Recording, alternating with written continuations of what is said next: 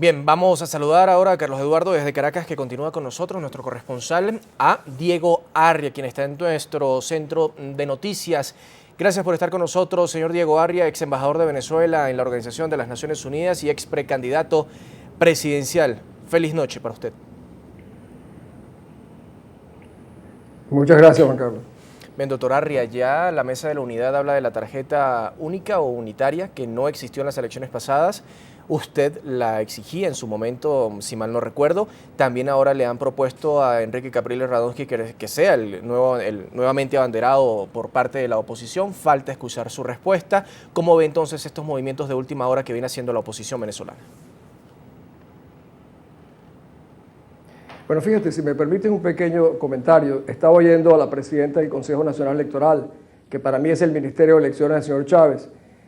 Los que ven estos programas en América Latina, en los Estados Unidos, no saben que el tricolor, el brazalete de tricolor que utiliza la FARC, era el brazalete que utilizaban los militares cuando intentaron tumbar al presidente Pérez, Hugo Chávez. Ese brazalete lo tenía puesto en el funeral hoy la señora Tibisay Lucena, presidenta del Consejo Nacional Electoral. El ministro de la Defensa, faltó que la presidenta del Tribunal Supremo de Justicia también se presentara con su brazalete. Eso da una idea de lo que estamos enfrentados.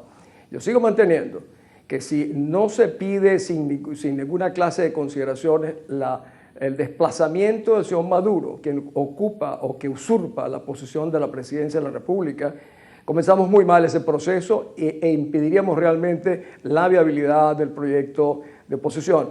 Mantener las mismas reglas de juego, bajo la cual fuimos sometidos el 7 de octubre, es realmente una responsabilidad que yo me imagino que los partidos políticos tienen que haberla pensado muy bien. Pero la política en Venezuela no se agota en los partidos políticos y la responsabilidad es con todos los venezolanos. El propio informe de la Comisión Técnica de la MUD les dijo, el no haber enfrentado un proceso electoral viciado contribuyó muchísimo a la derrota o a la posible descalabro de la campaña o evidentemente a afectarla. Si se sigue con el mismo guión del 7 de octubre, es difícil no anticipar que los resultados serán similares. Juan Carlos, en Venezuela no es una elección para los venezolanos. Aquí se está jugando en gran parte la suerte de Cuba, intereses iraníes, la suerte de Nicaragua, de Bolivia, de las organizaciones delincuenciales que habitan en Venezuela, que han hecho de nuestro país la primera guarida de organizaciones de mafias criminales dedicadas al tráfico de drogas, de armas y de dinero. Aquí están los intereses chinos, los rusos. O sea, hay una conspiración de intereses que gravitan sobre los venezolanos. No es una simple elección y la única manera es realmente decir a los venezolanos a qué estamos enfrentados y luego tomar una decisión.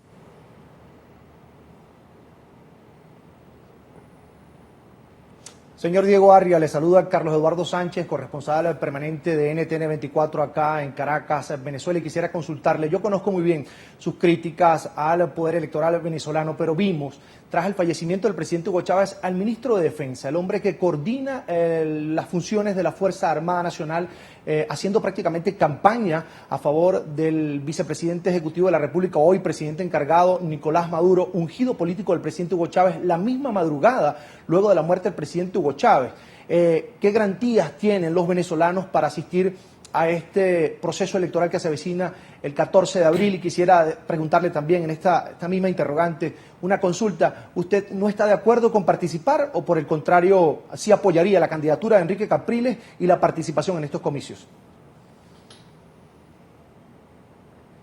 Fíjate una cosa, Carlos Eduardo.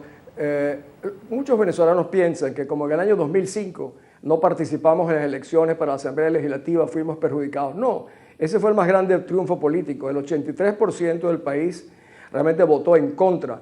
¿Cuál fue el error? Que la propia dirigencia política, en vez de asumir que éramos el 83%, se fueron para sus casas y aceptaron un triunfo de un régimen con el 17%.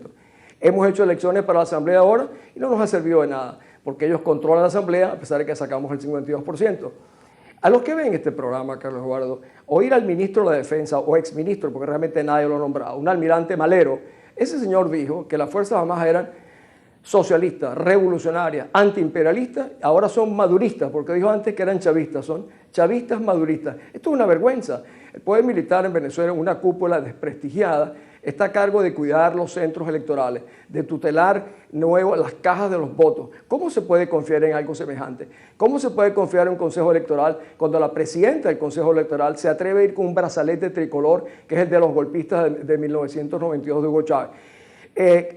No es por coincidencia, todos los mismos que utiliza la FARC de Colombia.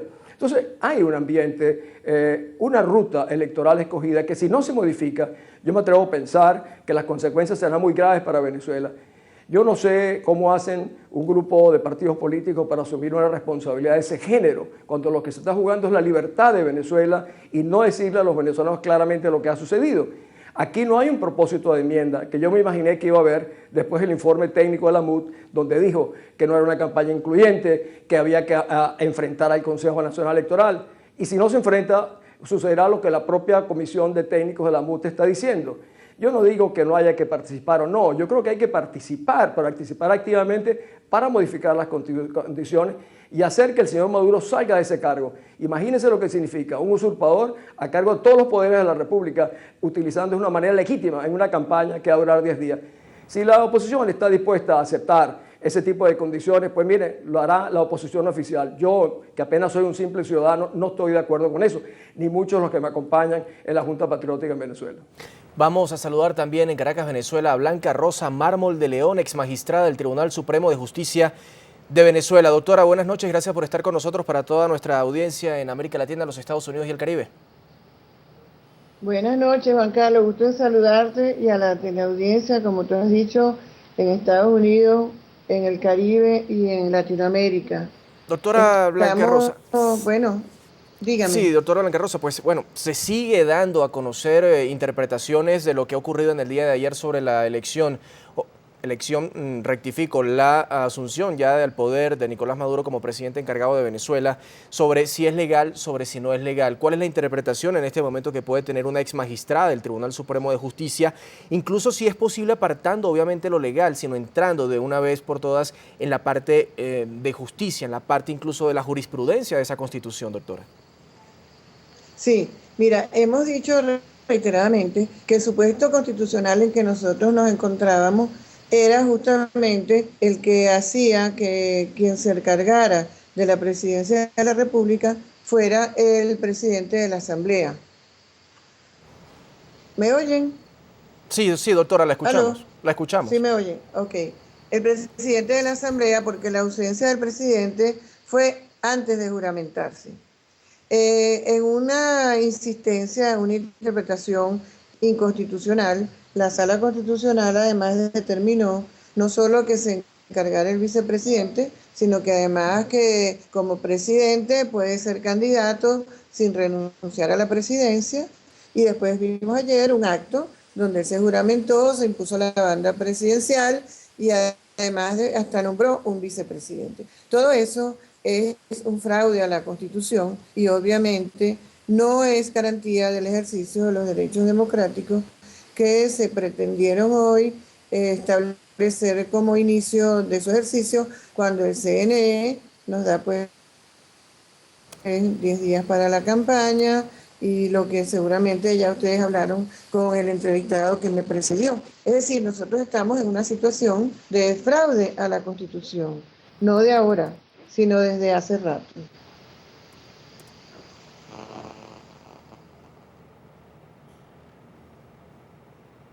Doctora Blanca Rosa Mármol, le saluda Carlos Eduardo Sánchez, soy corresponsal permanente de NTN 24. Es un placer consultarle.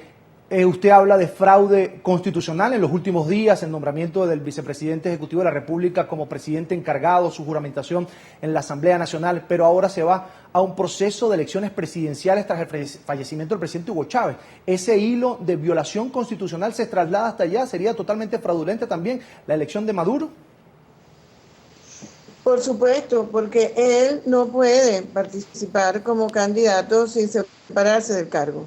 Ya nosotros sabemos, y además, como dije antes, a él no le correspondía encargarse. Siempre le ha correspondido al presidente de la Asamblea. Pero como nosotros seguimos en un procedimiento viciado desde el principio, es aquí que ahora vamos también a las elecciones con un candidato que no podría hacerlo. Y además de eso, en unas condiciones totalmente adversas a cualquier opción que no sea la del oficialismo. Ahora, doctor Arria, quisiera leerle parte incluso de lo que nos vienen diciendo a través de nuestras redes sociales en Twitter y dice, por ejemplo, Marlene Acrix dice, Arria tiene razón en muchas cosas, pero en este momento no se puede jugar a la abstención. Esto me lleva también a preguntar qué va a pasar entonces si usted está llamando a participar siempre y cuando se hagan cambios, entre ellos cambios en el Consejo Nacional Electoral, pero sabemos que estos cambios no van a llegar, como tampoco va a llegar la destitución del presidente Nicolás Maduro en plena campaña electoral y otra serie de argumentos o de requisitos que estaría solicitando la oposición. Entonces, ¿qué hacer? Yo entiendo perfectamente todas las inquietudes de Carlos en ese sentido. La palabra abstención es una palabra muy poco agradable. Yo diría que es la participación. La participación puede tomar muchas formas, puedes votar nulo, etc. Yo lo que estoy diciendo, esa es una responsabilidad que tendrá que tomar el país.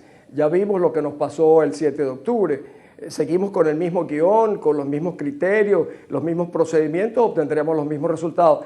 Yo no voy a llamar a la abstención, yo simplemente soy un ciudadano que estoy advirtiendo, como lo he hecho durante largo tiempo, de lo que teníamos por delante. Cuando yo decía que había que enfrentar al Consejo Electoral, decían que eso iba a inhibir a los venezolanos para votar. No, yo decía que íbamos a caer en una trampa electoral como hemos caído. Esta es una decisión que tendrá que tomar el país. Creo que la está asumiendo, yo creo desproporcionalmente, la Mesa de la Unidad, no sé con quién ha consultado. Yo he dicho que mientras no sean más incluyentes, más representativos del país, con mayor amplitud de recoger opiniones de empresarios, académicos, iglesias, sindicatos, no tendremos suficiente legitimidad para enfrentar el desafío más grande que hemos tenido en nuestra historia. Si hablamos de legitimidad, doctora Blanca Rosa, usted dice que este proceso eleccionario también va a ser fraudulento o por lo menos no va a tener legalidad, pero también es cierto entonces que las leyes en este momento la están interpretando de acuerdo a lo que es beneficioso, por qué no decirlo, a la revolución, según lo que algunos sectores de la oposición lo vienen diciendo. ¿Qué va a pasar entonces con el gobierno de Venezuela? ¿Qué va a pasar con la oposición venezolana que de una u otra forma está legitimando al participar en este proceso? Sí, mira, nosotros no estamos legitimando participar en este proceso, sino que sencillamente no nos queda otro remedio si nosotros queremos dar una lucha con los medios democráticos. La única opción que la Constitución nos ofrece es esa, participar en las elecciones, aunque tienes razón, este es un gobierno que tiene todos los poderes en un puño, incluido el poder electoral. Sin embargo, creemos que hay conciencia en la población, que hay intención, motivación suficiente y tenemos toda la convicción para luchar porque logremos cambiar la situación que estamos viviendo en Venezuela. Muchísimas gracias, doctora Blanca Rosa Mármol de León. También agradecemos al doctor Diego Arria y obviamente a nuestro corresponsal en Venezuela, Carlos Eduardo Sánchez. A los tres, una feliz noche.